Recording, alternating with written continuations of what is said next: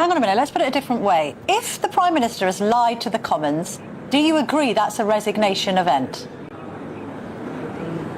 Yes. Therefore, I'm asking you, Laura Trott, and you've been tweeting about this today. You've tweeted the following. At least Lucy Powell has the courage to call for a change of culture in Number 10 after the PM was in an absurd position this week defending the best pal of a paedophile. Well, well, well, don't you all look lovely today? This is how your capital city should look on a daily basis. There is only one man that could have made this happen today, and that man is Tommy Robinson.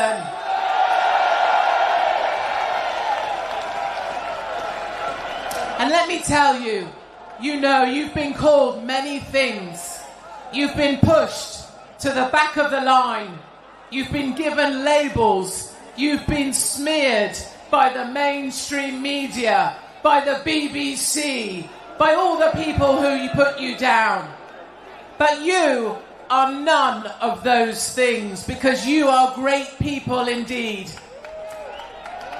And they have tried to silence us. They took my friend Tommy and they put him in prison. They took my friend Charlie and they shot him. They tried to take my children and they deported my ass from Australia. And I say fuck the Australians for that. But it doesn't matter. They can put us in prison. They can shoot us. They can lock us up, but they will not stop us now.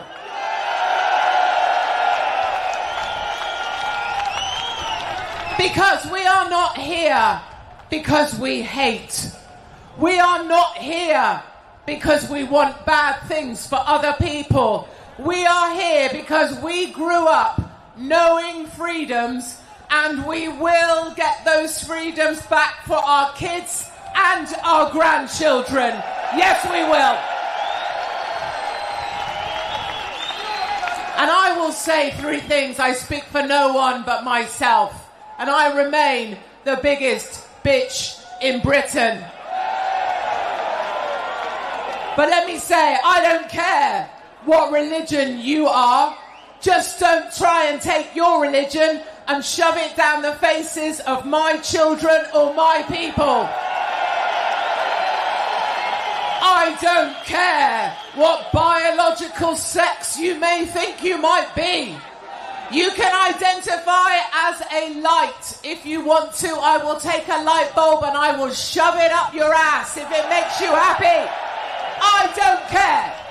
But do not ask me to believe the same shit that you believe. There are only two biological sexes, and that's all there will ever be. And when it comes to race and colour, we all got along very well for a good 20, 30 years till they started to divide us. We don't care what colour you are. We don't care where you come from. But if you want to come to this fine country, you better come here. You better work hard. You better fit in. You better love our flag, because if you don't want to fit in, then you can fuck off.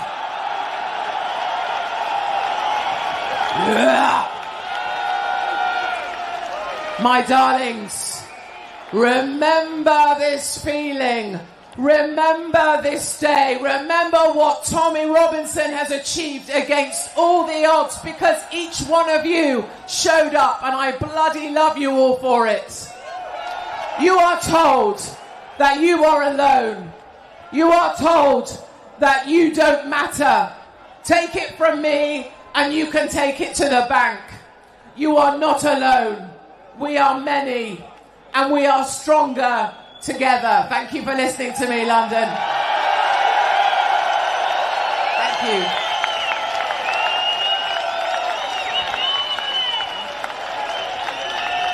The ground shook as thousands gathered, but nothing prepared the nation for what came next. Katie Hopkins stepped onto the stage and in an instant, the silence turned into thunder. This was not just another speech, it was a warning, a rallying cry, and a challenge to everything the establishment wants you to believe. For 5 relentless minutes, she unleashed words so sharp they cut through the lies that have smothered Britain for years. Every line hit like a hammer, every truth exposed like a flare in the darkness. And the crowd, ordinary British men and women, rose with one voice, roaring their approval. What you are about to hear is not politics as usual. It is a moment of raw defiance, and it has left the entire nation talking. At the Unite the Kingdom March, something extraordinary unfolded, something that cannot be dismissed by the media or hidden behind political spin. Katie Hopkins, often attacked, ridiculed and silenced, stood firm before the people and delivered a speech that many are already calling historic. She did not hesitate. She did not soften her words. Instead, she looked directly at the heart of the crisis facing Britain and spoke truths that others are too afraid to say. The crowd did not simply listen. They erupted, cheering her on with a passion that echoed across the city. For years, many have felt ignored, voiceless and betrayed. Yet in that moment, they felt represented. They felt heard. Katie Hopkins did not mince her words when she described the slow decay of British values.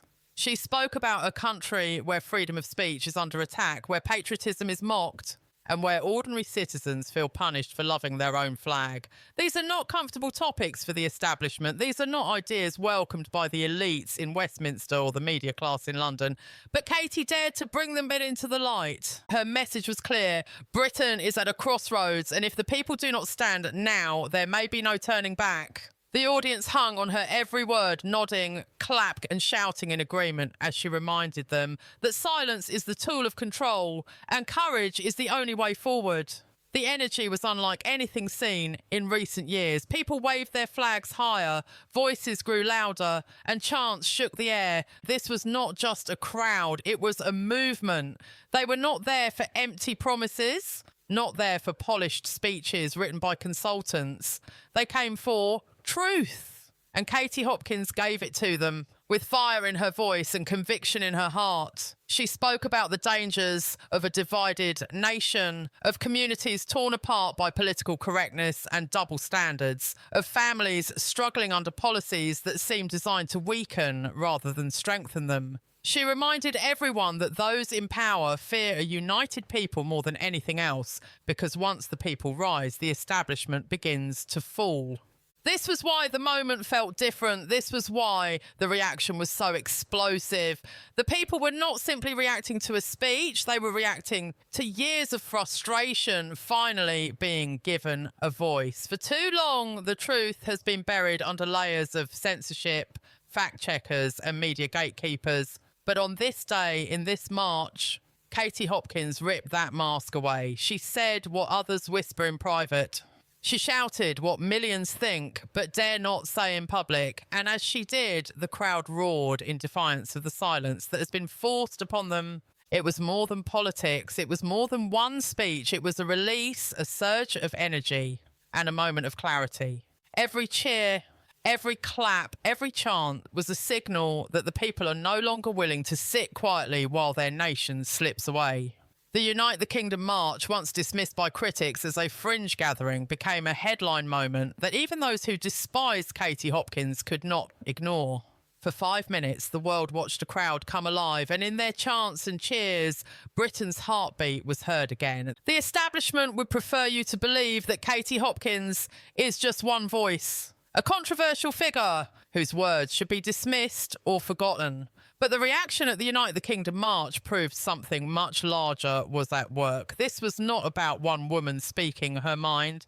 It was about a nation finally confronting the realities it has been told to ignore. Every sentence she delivered was loaded with meaning, touching on the issues that have been brushed aside by those in power for far too long. She spoke about broken promises, about the betrayal of ordinary citizens, about a system that enriches the few while leaving the many behind. These were not abstract ideas, they were the lived experiences of countless people in the crowd. People who felt as though their daily struggles had finally been put into words for the world to hear. What made the speech so electrifying was not just the content, but the rawness of its delivery. Katie Hopkins did not stand on stage with rehearsed lines or polished phrases designed to win applause. She spoke like someone who had nothing left to lose, someone who had been pushed to the edge and decided to fight back with the only weapon she had, the truth. And the crowd responded, not with polite applause, but with thunderous roars that seemed to shake the very ground beneath their feet. The establishment media, so often quick to mock her, could not deny the reality of what was unfolding. Cameras captured the sea of flags, the chants, and the faces of people who looked more alive and determined than they had in years. She reminded everyone that Britain has a history of resilience, a tradition of standing tall in the face of adversity. But she warned that the very essence of that resilience was being eroded by leaders more interested in appeasing global elites than protecting their own citizens. She painted a picture of a nation at risk of losing its soul, a Britain where children are taught to be ashamed of their own history, where men and women fear speaking their minds, and where the proud symbols of the nation are treated as offensive rather than celebrated. It was not a speech crafted for comfort. It was a speech designed to wake people up, to remind them that silence in times of crisis is itself a form of surrender. As her words echoed over the march, the atmosphere transformed from one of simple gathering to one of uprising. People chanted, not just in support of her, but in defiance of everything they felt had been stolen from them. Flags waved higher, voices rose louder, and strangers who had never met before embraced, as if they were part of one family bound by a single cause, the defence of their country. The energy of that moment could not be contained, and even those watching from home through the live streams and broadcasts admitted they felt something stir inside them. It was the spark of unity, the realisation that they were not alone in their frustrations or their determination to fight back. Katie Hopkins did not stop with broad strokes. She drilled down into specifics. She spoke about the erosion of free speech, pointing out how ordinary people are silenced while the powerful say what they like without consequence. She highlighted the hypocrisy of leaders who preach equality, yet live lives completely disconnected from the reality of working families. She tore into the failures of policies that prioritise outsiders over citizens, leaving communities fractured and people abandoned.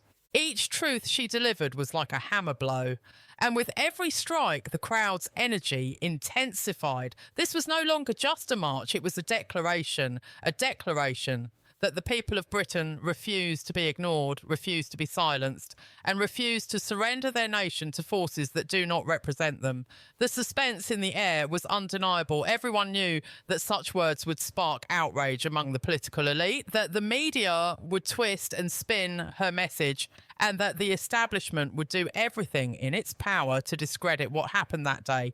Yet none of that mattered in the moment. The people did not care how the headlines would read tomorrow. They cared that for once the truth was spoken publicly, unapologetically, and without fear. And in their cheers, they sent a message not just to Katie Hopkins, but to every politician, journalist, and leader watching. The days of silence are over. The people have found their voice, and they will not let it be taken away again. This section of her speech ended not with a whimper, but with an eruption. The chants grew so loud they drowned out the city beyond the march. Ordinary citizens, mothers, fathers, veterans, students, stood side by side, shouting in unison words of defiance and hope. It was a sound that cut through the fog of political deception and media manipulation, a sound that reminded everyone of the power that lies in unity. The establishment had tried for years to divide, to weaken, to silence. But at the Unite the Kingdom march, under the fire of Katie Hopkins' words, those tactics failed. What emerged instead was a vision of a people no longer willing to bow their heads, no longer willing to remain silent. And as the chants echoed into the night, it was clear that something had shifted in Britain, something that cannot be undone. As the roar of the crowd thundered on, it became clear that the Unite the Kingdom march was no longer just an event. It was a warning shot fired directly at those who believe they can control Britain's destiny from behind closed doors. The energy in the air was heavy with defiance, and Katie Hopkins' words still hung like smoke over the thousands who gathered. She had broken through the carefully constructed walls of censorship and fear. And the result was an eruption that no one in power could ignore. Every face in that crowd told the same story. People who had been pushed too far, silenced for too long, and now stood together as living proof that Britain's spirit cannot be crushed. The suspense surrounding what Katie Hopkins said was not just about her delivery, but about the danger it posed to the political order. When someone dares to speak truths the establishment spends years trying to bury, the reaction is not only explosive, it is unpredictable. The crowd knew it, the cameras knew it. Even those watching from the comfort of their homes could feel it. Something irreversible had just been set into motion. Hopkins called out the very forces that have dictated the narrative for decades. Global elites, media manipulators, and politicians who serve everyone but their own people. She stripped away their masks with brutal honesty, and the crowd responded like a dam finally bursting. She described a Britain in chains, not the chains of war or conquest, but the invisible chains of political correctness, endless regulations and cultural silencing. She warned that if these chains were not broken, Britain would wake up one day to find itself unrecognisable, a country where identity, pride and freedom had been erased. The people erupted because they recognised themselves in her words. They were not theories spoken from an ivory tower. They were realities lived on the streets, in the workplaces, and in the schools of everyday Britain. Her warnings carried weight because they reflected truths people had been told to deny. The eruption of cheers was not just for Hopkins, it was for the collective realisation that they were not alone in their struggle. What made this moment so powerful was its unpredictability. No one in the establishment expected a crowd this large, this energised, and this united. They believed they had already divided Britain beyond repair. They believed they had already cowed its people into silence with fear of cancel culture and punishment. Yet here stood thousands refusing to bow, daring to wave their flags proudly, daring to shout their truths. The suspense came from the question echoing in every corner of the march. If the people can rise here in this moment, what comes next? Could this be the spark that lights a fire across the entire nation? Could this be the moment that history later points to as the beginning of a great shift? Katie Hopkins pressed deeper, striking nerves that sent shockwaves through the audience. She spoke of betrayal, not just by one party or one government, but by an entire system built on deception. She described politicians who smile for cameras but sell out their own people in backroom deals. She exposed the media that pretends to speak truth while acting as nothing more than a shield for the powerful. She even warned of cultural leaders who chip away at national pride, rewriting history and erasing traditions. These were not vague accusations, they were sharp arrows fired directly at those who thought they could continue ruling unchallenged. The more she spoke, the louder the chants grew until it felt as though the crowd itself was speaking back, demanding accountability with every roar. The suspense was not only in what Hopkins revealed, but in how long the establishment could continue to ignore it. Could they write this off as a fringe event, or would they be forced to admit that something deeper was brewing in the heart of Britain? Already, whispers spread through the crowd of how the media would twist the story, how politicians would scramble to discredit not only Hopkins, but every man and woman who dared to stand at that march. Yet the people were prepared. They knew the attacks were coming, but they no longer cared. The truth had already been spoken in the open, and once the truth is out, it cannot be buried again. For those standing in the cold air of the march, time seemed to stand still. They were living a moment that felt bigger than themselves, bigger than one speech, bigger than one person. It was as if the very soul of Britain had been reignited, its heartbeat pounding in unison with every cheer and chant. The suspense carried into every thought. What would happen tomorrow? Would this moment spread like wildfire, igniting communities across the nation? Or would the establishment tighten its grip, desperate to crush this defiance before it grows?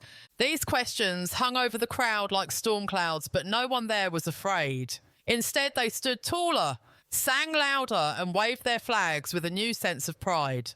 By the time this section of her speech drew to a close, Katie Hopkins had transformed the rally into something more than anyone expected. The eruption of the crowd was not just noise, it was a signal, a declaration that Britain is not broken, not defeated, and not ready to give up. It was a suspenseful moment that hinted at something greater on the horizon, something that even the most powerful elites would struggle to contain. And as the chants continued to echo into the night, one thing became undeniable. The march had become a movement, and the truth spoken on that stage had sparked a fire that will not be easily extinguished.